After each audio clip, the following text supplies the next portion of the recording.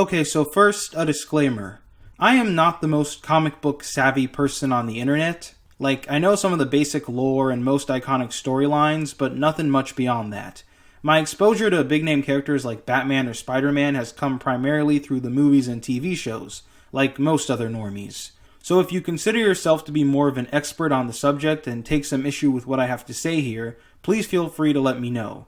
I am genuinely open to the perspective of others who are more informed than I am for this particular thesis. Now then. Warner Brothers has had it pretty rough in the entertainment field as of late. Their attempts to construct an ongoing cinematic universe out of the DC Comics brand keep getting ruthlessly bashed by people from all corners of the internet. Usually for good reason.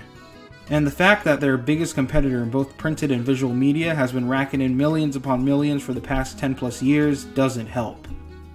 Whether it's the unnecessarily convoluted Batman v Superman, why did you say that name? Or the recut and over-stylized Suicide Squad, To this handsome hunka-hunka, DC's iconic cast of characters just can't seem to catch a break. Even their quote-unquote good movies have a nagging flaw or two that hold them back from being truly commendable. Now, I've been spending a lot more time within the comic book community as of late, in an effort to better understand their cultural appeal. I wasn't sure where to start in regards to the reading itself, since there are so many separate issues by the same name, and Elseworlds/alternate timelines are a whole other can of worms. So I've resorted to some good old screen stuff instead.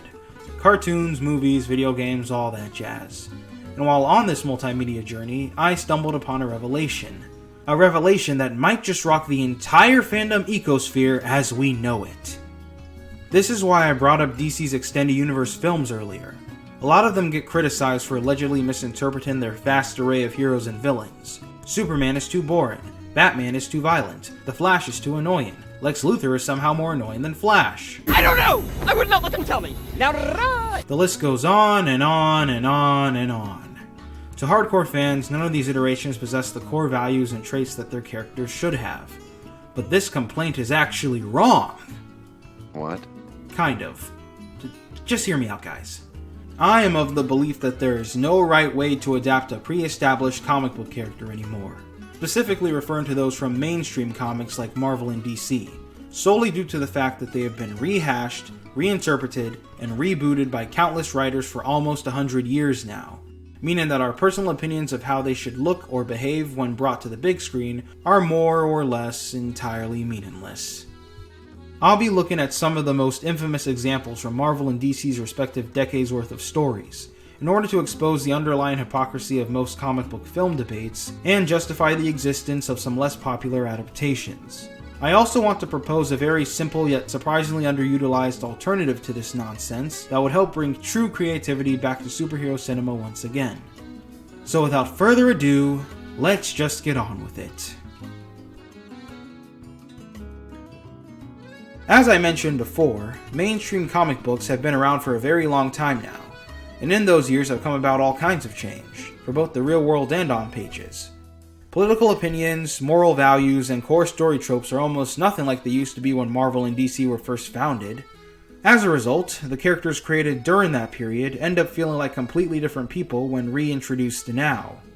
You realize that Batman alone is like 80 years old, right? That's 80 years of Batman movies, comic books, cartoons, video games, all of which have their own immense and dedicated fan bases, who in turn will judge every other depiction of the Dark Knight based on what they personally value the most. Batman's been on the job for a very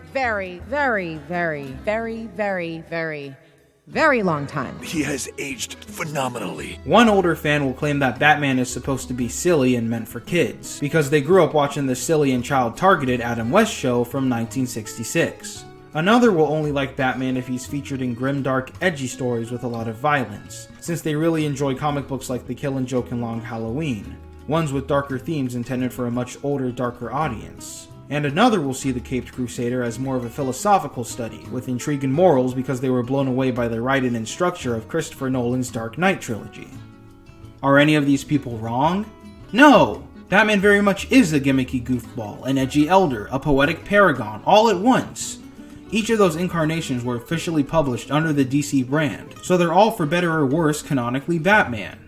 But isn't that kinda weird when you actually stop and think about it? To have a character who one second is blowing up terrorists with his oversized tank, then the next beatboxing in a bathrobe? No! That's like making a Mickey Mouse movie where Donald gets addicted to cocaine and tries to throw his girlfriend off a rooftop. It just wouldn't feel right. And herein lies the problem. When a character is portrayed incorrectly in almost any other fiction, we can argue against that change using examples from their previous appearances in canonical media. Luke Skywalker shouldn't have contemplated killing his nephew in The Last Jedi because he always tried to see the good in other people, no matter how far they'd fallen. Donald Duck wouldn't suddenly become a cocaine addict like I mentioned before because that type of story is too dark and serious for kids. But the same can't be said for these guys. There is no concrete continuity for mainstream comics to pull from as a reference source. Only an endless barrage of parallel dimensions and timeline reboots. So in turn, what is there for you as a consumer to definitively base your arguments off of?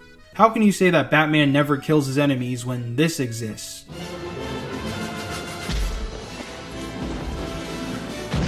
But at the same time, how can you justify him putting bad guys down when he's very clearly against the idea in this scene? I will go back to Gotham and I will fight men like this, but I will not become an executioner. Both of them are named Bruce Wayne, both of them fight thugs wearing an over-the-top Halloween costume, but they somehow couldn't feel any further apart. I may not agree with some of these changes myself, but what exactly makes them wrong in the grand scheme of things? A personal gut feeling?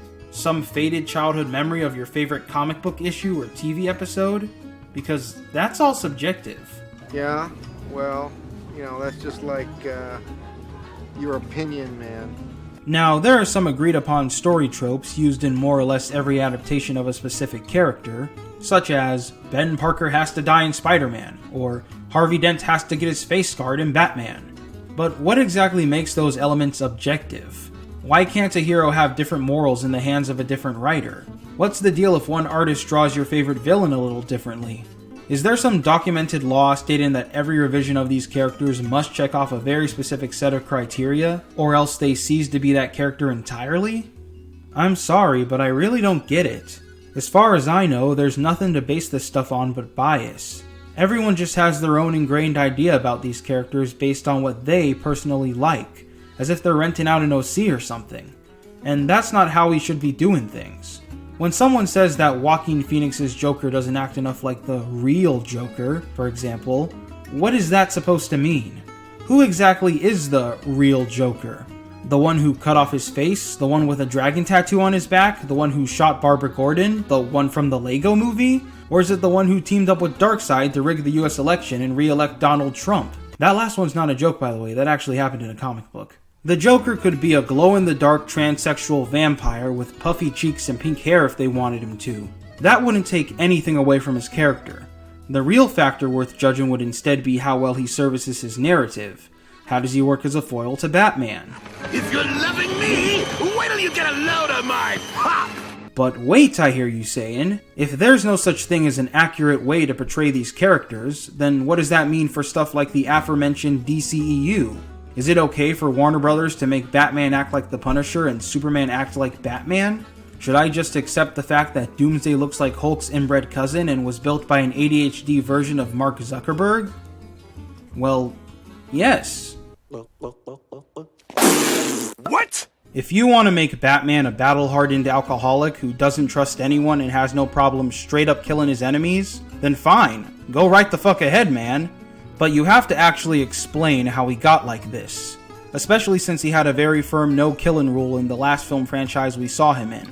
Showing a random suit covered in graffiti once without ever telling us who it belongs to or why it matters so much isn't enough. You want to make Lex Luthor a hyperactive, power-hungry atheist boy with daddy issues and a weird tic whenever he talks? Then by all means, be my guest. That doesn't mean I won't find his performance incredibly annoying, but it's your choice to move ahead with it. No man in the sky intervened when I was a boy to deliver me from Daddy's fists and abominations. I should also mention Marvel's Cinematic Universe here while I'm at it. They haven't had this type of problem nearly as much in recent times because their characters are, let's face it, nowhere near as iconic. Marvel got away with altering the backstories of Vision, Wanda, and the Guardians of the Galaxy because almost nobody knew who they were before their film debuts.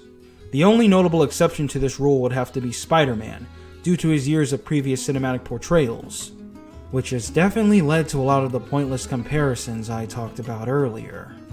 Some call him Iron Man Jr., rag on his over-sexualized aunt, say that he's no longer relatable because he doesn't have financial problems.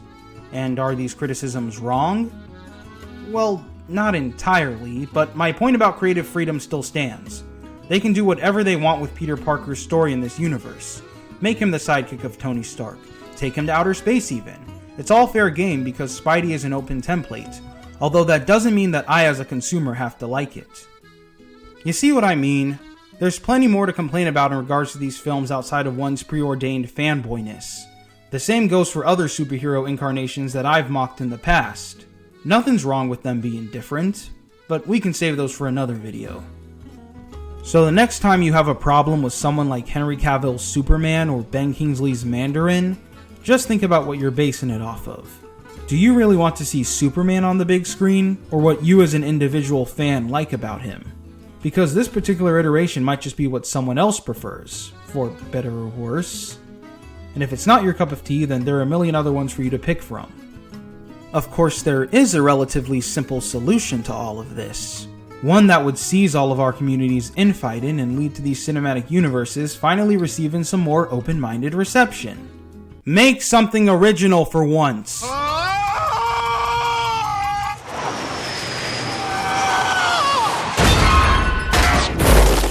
Deconstruct your own goddamn characters. Take us to new locations. Try to mix up the story formula every once in a while. Give your audience reasons to actually be amazed and curious again. I don't know about you, but every time a new one of these movies or shows gets released, I can already predict their main cliches from like a mile away. Oh, his name is Thomas Wayne, right? Yeah, he's definitely gonna get shot. What's that? Did Aaron Davis mention a nephew who lives in New York? Guess that means we have a second Spider-Man on the way. Now this is such a shame because I like superheroes, but I also like surprises too. So it's about time we finally put these old guys to rest. Digging up their fossils for yet another half-baked reboot will only prompt more of the needlessly destructive discourse that I ragged on for this entire video. The bat is dead. Bury it. There's a reason why most people nowadays would rather read superhero stories like One Punch Man or Kick-Ass. They take these beloved pre-established archetypes to make something new and original out of them. Big Daddy is an extremist satire of vigilantes like Batman, who act like they own the law just because and have no problem turning innocent children into cold-blooded assassins. Saitama is a comedic parody of overpowered heroes like Superman, and actually loathes the fact that he's so strong because it makes his job as a crime fighter extremely boring. This is also why I'm okay with the idea of replacement characters like Miles Morales and Tim Drake, assuming that they're actually written well, of course. They take an overused iconic superhero, but bring new twists to them under the mask. These replacements tend to have different moral codes or personal reasons for acting under their personas, and this premise has been greatly utilized by independent original media as well. Look, I'd rather watch the origins of a Superman-inspired character with a lack of morality than a straight-up mean-spirited Superman. I would have cast Robert Pattinson to play someone like Terry McGinnis or Jason Todd as opposed to the 1,000,000th Bruce Wayne. We as artists need to start taking risks again if we really want these characters and their legends to live on, or at the very least use some more or less explored and unfamiliar sources. Almost everyone I know hates reboots, so why have Marvel and DC gotten away with them for decades on end? My fellow fanboys, let's seize our endless civil war and demand something fresh to grow attached to. Let's get those mainstream monopolies to finally sharpen their pencils and create some brand new innovative IPs with heart and imagination. Let the veterans be fondly remembered for their years of hard work, and watch as new faces enter the spotlight, changing the conventions of comic book media as we know it. Or don't. I ain't a Hollywood producer, so it's not up to me. Either way, I hope you at least took something away from this video. Stay safe, stay well, and by all means... Honka honka!